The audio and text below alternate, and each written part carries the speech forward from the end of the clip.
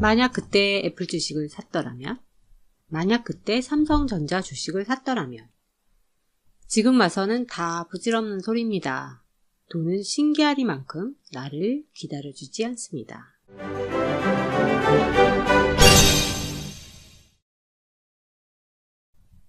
안녕하세요. 그레이스TV의 이시온입니다. 그러게 말입니다. 돈은 나만 비껴가더라고요. 그때 있는 돈 다 긁어 모아서 앞으로 잘 나갈 주식을 갖고 있었다면 좋았을걸요? 돈이란 요물은 이놈저놈 다 걸쳤다 오는데 나한테는 냄새만 솔솔 풍기기만 하고 절대 오지는 않네요. 진짜로 나를 기다리지 않네요. 특히 필요할 때는 더욱더 말입니다. 그런데요. 분명 그때 애플 주식을 사고 삼성전자 주식을 사고 비트코인을 가지고 있었던 극소수의 사람들이 있었습니다. 제 주위에도 드물지만 분명히 있었거든요. 아시다시피 IMF 때 부동산을 챙긴 사람들도 있잖아요. 대체 그 사람들은 무엇을 보고 투자했을까요? 미래를 알았을까요? 이런 것들에 대한 완벽한 정답은 없습니다만 뭔가 도움이 될 만한 글이나 자료가 없을까 나름 찾아보았습니다. 성공한 사람들의 습관과 태도를 연구하는 현미경도 필요하겠지만 숲을 보는 망원경도 필요하잖아요. 저의 의견은 그리 거창하지는 않습니다. 부자를 돈이 많은 사람으로 정의를 내린다면 부자들은 아마도 과거에 혹은 지금도 돈의 흐름을 잘 읽는 사람들이라고 생각되거든요. 특히 현대 경제를 화폐를 위한 경제로 일컫는데 이게 바로 돈의 흐름으로 요약할 수 있지 않을까요? 여러 책들을 뒤적거리다가 어느 정도는 저의 의견에 부합되는 책을 찾았습니다. 현재 여러 언론에 칼럼을 올리시고 있는 윤석천 작가님의 책 부의 타이밍입니다. 이 책을 선정한 이유는 명확합니다. 화폐가 경제 전반을 지배하고 있다는 책의 전제를 제가 전적으로 동의하고 있기 때문입니다. 이 책에서도 써있듯이 돈으로 만들어지고 부채로 결정되는 신용경제를 이해하지 못한다면 자산시장의 등락 메커니즘, 즉 돈의 흐름과 길을 영원히 알 수 없다라는 이 책의 큰 줄기를 저 또한 믿고 있습니다. 이시온의 책꽂이 첫 시간인 만큼 저의 책 리뷰에 대해서 간략히 말씀드리자면 경제나 재테크 지식 등 제가 긍정하는 논거에 한정해서 책을 소개시켜 드릴까 합니다. 그리고 책에 대한 리뷰가 주 내용이지만 저의 의견을 중심으로 전달하도록 하겠습니다.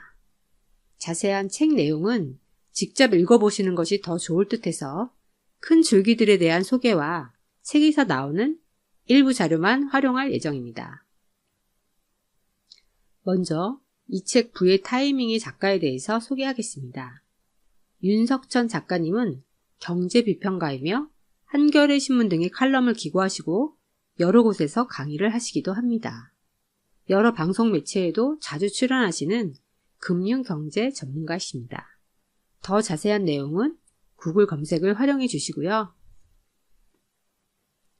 이제 책 본론으로 들어가겠습니다. 부의 타이밍. 이 책에서 다루는 여러 가지 줄기들이 있지만 저는 독자들이 제일 궁금해하는 두 가지 큰 줄기만 논의하겠습니다. 부자들이 어떻게 돈의 흐름을 알고 자산을 불렸나라는 큰 줄기들만 다루겠습니다. 우선 첫째, 유동성, 즉 돈의 흐름이 왜 중요한가를 알아보고 둘째, 부의 타이밍, 다시 말해서 돈의 흐름을 어떻게 파악해서 자산을 늘릴 수 있나에 대해서 살펴보겠습니다.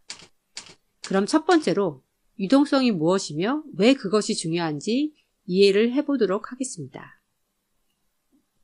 작가는 현대 경제의 메커니즘을 화폐 중심의 신용경제라고 추격해서 거의 단정적으로 설명하고 있습니다.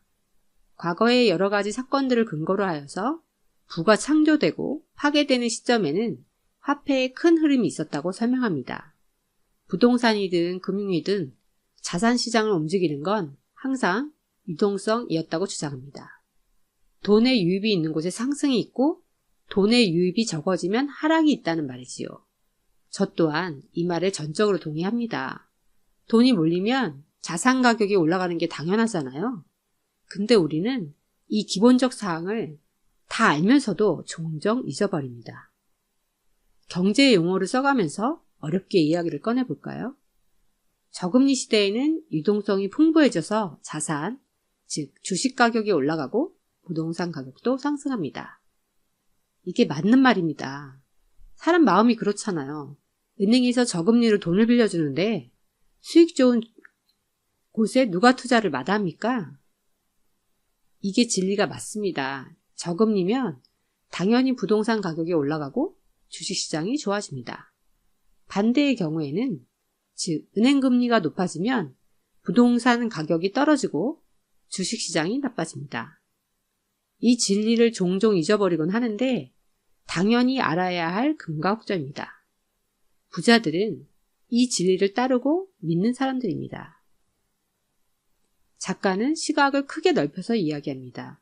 세계의 통화인 달러의 흐름을 먼저 알아야 한다고 합니다. 미국 달러가 전 세계 돈의 흐름을 70%이기 때문에 달러의 흐름대로 자산시장이 변동한다고 합니다. 미국 연방은행이 저금리 정책은 다른 국가들의 저금리를 유발합니다. 이에 따라서 개별 국가마다 돈이 풀리면서 자산시장의 가격이 오릅니다. 특히 2008년 이후에는 달러 공급이 많아지면서 전 세계 부동산 가격이 급격히 상승한 원인이기도 합니다. 그러고 보니 우리나라도 지난 10년간 부동산 가격이 오른 이유가 저금리로 인한 달러의 공급부터 시작된 것이 맞긴 합니다. 우리나라 상황도 응용해서 생각해보면 저런 돈의 흐름이 맞는 듯 합니다. 저금리 시대가 오면 주식시장도 좋아지고 부동산 가격도 상승합니다. 요즘 금리가 조금씩 높아지니까 부동산 시장과 주식시장도 가라앉지 않습니까? 작가가 제시한 근거들을 보면 유동성의 힘은 금융위기 시에도 상당합니다. 금융위기로 실물 경제가 꼬꾸라져도 저금리에 풀린 돈의 힘으로 부동산과 주식시장은 화랑이었습니다. 이 모든 것들이 바로 저금리의 힘이지요. 그렇습니다. 부자가 되려면 돈의 흐름을 알아야 합니다. 달러가 출렁이면서 움직이는 전 세계의 돈의 흐름은 우리네 살림살이에도 영향을 주니까요. 부자들은 바로 이 돈의 흐름을 확실히 알고 있었습니다. 미국 연방준비위원회가 저금리로 달러를 풀기 시작하면서 주식시장과 부동산 시장은 오를 준비를 시작합니다. 우리나라의 중앙은행도 저금리로 동조를 시작하면서 시장에 돈이 풀리고 일정 시간 지난 후에는 주식과 부동산이 상승을 했습니다. 그리고 부자들은 이 타이밍을 놓치지 않았지요. 요약해 볼게요. 저금리 시대에는 자산시장이 상승하니 이때를 준비해야 하며 고금리로 돌아서면 자산보다는 현금으로 준비를 하시는 게 부자들이 부를 확대시키는 기본 타이밍 전략입니다. 두 번째는 시기입니다. 이 책에서는 어떻게 부의 타이밍을 잡나? 라는 표제어로 설명하고 있습니다. 작가는 신용 팽창을 우선 살펴야 한다고 합니다. 신용 팽창이라는 용어는 돈이 시장에 매우 풍부하게 풀린다고 해석하면 될 듯 합니다. 저금리 환경에서 풀려난 돈들이 주식이나 부동산으로 흘러 들어가면서 당연히 자산 가격을 위로 올리겠지요? 네, 이 흐름은 이제 우리도 놓치지 않아야 한다고 알았습니다. 그럼 신용 팽창이 언제 일어나냐? 그 파란불 들어오는 신호는 무엇인가를 알아야겠죠? 그게 바로 기준금리입니다. 한 가지 더 붙이자면 기준금리와 더불어 부자들이 절대적으로 살피는 신호는 정책기조입니다. 만약에 달러와 원화가 동시에 저금리에다가 정부가 돈을 공급한다는 정책기조를 잡는다면 이 신호는 조만간에 주식시장과 부동산 시장은 어떻게든 위로 올라간다는 말입니다. 절대로 놓치지 말아야 할 부의 타이밍입니다. 정부 정책 기조가 왜 중요하냐면 유동성에 직간접적으로 영향을 주는 것이 바로 정책이기 때문입니다. 21세기에 들어서서 경기 변동은 더 이상 유동성에 영향을 주지 못합니다. 교과서에만 나오는 옛날 이야기가 되었지요. 21세기 특히 2008년 금융위기 이후에는 경기 변동 대신 신용 변동이 그 자리를 대신합니다.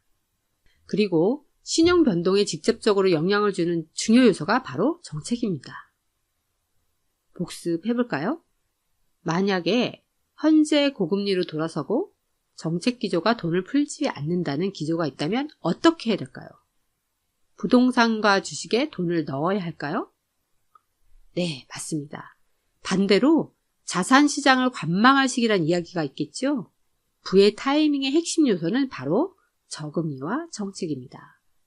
자산 시장의 향배는 금리와 정책이 결정한다는 사실을 절대로 잊으시면 안 됩니다. 유동성과 정책 기조란 말은 알겠는데 정확한 타이밍이 여전히 잡히지 않는다고요? 이 책에서는 타이밍에 대한 구체적이고 정확한 이야기는 서술하지 않습니다만 사례들을 보면 어느 정도 추론은 가능합니다. 2008년 금융위기 이후에 저금리로 유동성이 팽창하고 시장이 반응을 보인 것은 대략 18개월 이후입니다. 금리에 대한 자산시장 반응들은 1년에서 2년 사이에 나타납니다. 게다가 개별 국가별로 정책 기조가 유동성 공급에 힘을 실어줄 경우 그 자산시장의 가격 상승 시기는 빨라집니다. 즉 저금리에다가 정책 기조가 돈을 푼다고 방향이 결정되어지면 우리들은 매수든 분할 매수이든 어떻게든 자산시장에 참여하라는 이야기입니다. 부자들은 늘 그 타이밍을 놓치지 않았습니다.